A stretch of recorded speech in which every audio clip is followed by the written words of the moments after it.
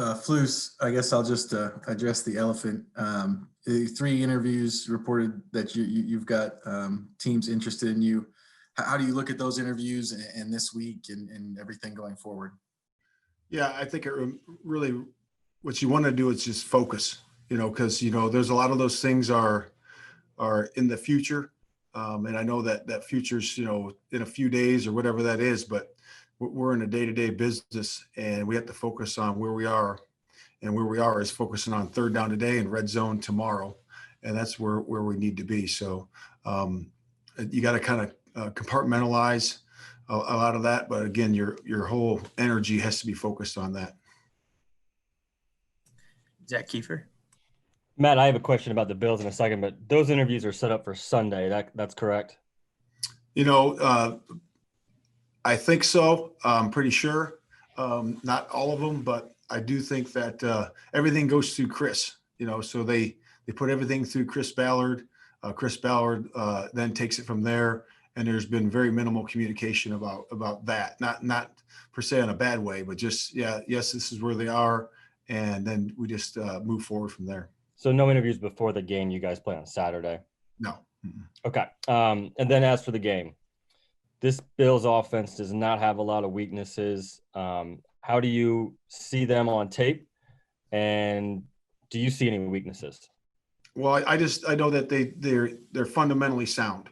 They really are. Brian Dable does an excellent job with that unit. And he's everything that from protection to run game to the passing game is fundamentally sound, and they have a lot of good skill players, at the receiver level, at the halfback level, and so they're obviously rolling right now, a very hot unit, and they have been for the last few weeks, and it's going to be a big challenge for our group.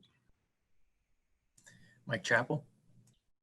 Flus, we talked to Justin Houston. He said when you face a quarterback like this, maybe similar to Watson, I don't know, but you can't get passive in your rush. You've got to be aggressive while knowing you've got to keep him in the pocket. Is that a hard balance?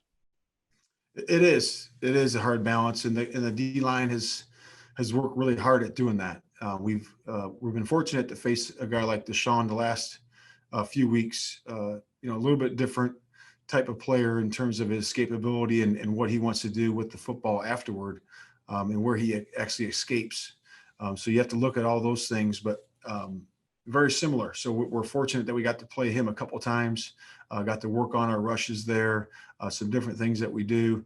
And I think the guys rushed, Deshaun better the second time, because they did face him, in terms of rushing, keeping him in the pocket and all those types of things. But I think it was very beneficial for us. And the guys have been working really hard on doing that this week. Thank you. Yeah. Yamaila. Yeah, man, I also have a Bills question, but I want to go back really quickly. Just, I know you don't want to talk much about the head coach interviews, but is it the same? I remember reading about what you did a couple of years ago. Is it kind of the same process for you in terms of preparing for this stuff in the off season? Yeah, absolutely. You do most of that stuff in the off season and, in the summertime. And then when ball starts, that's all you got, because there's only so many minutes in a day. There's only so much. You have to get through certain things. You got to look at all the tape. You got to go through all the situations. And when you're preparing for a game, you don't have time to even think about doing anything else but that. And I'll be honest with you, that's exactly the way it is, because you could tell week to week, say this time of the day on a Wednesday, and we're doing that. We're preparing for this, and we're looking at those tapes, and we're game planning for those things. So again, there's only so many minutes in a day, and our focus is all on Buffalo.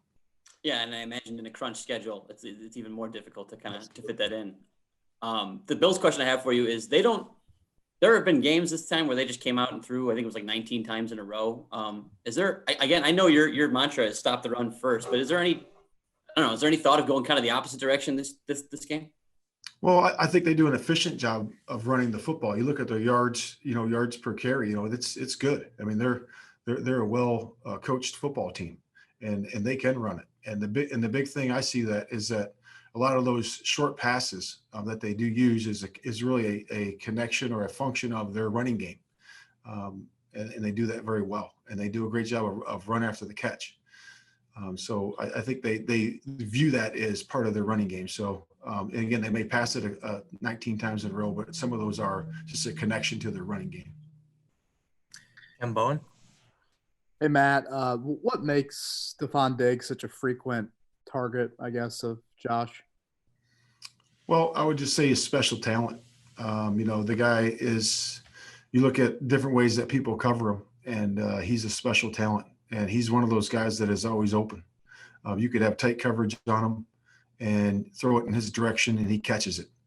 And you could have two guys on him, and he catches it. So he's a special talent. He's one of those rare guys that are in the NFL. There's a handful of those guys at that position, and he is definitely one of those guys. I don't think you guys have ever been a big kind of like shadow opposing wideout sort of defenses. Just philosophically, I guess, why is that? Well, I think we'll do some things that you typically would do with a guy like that. But you can do, from A to Z. And we haven't done a bunch of that. We have done it some, but we'll see how it goes on Sunday.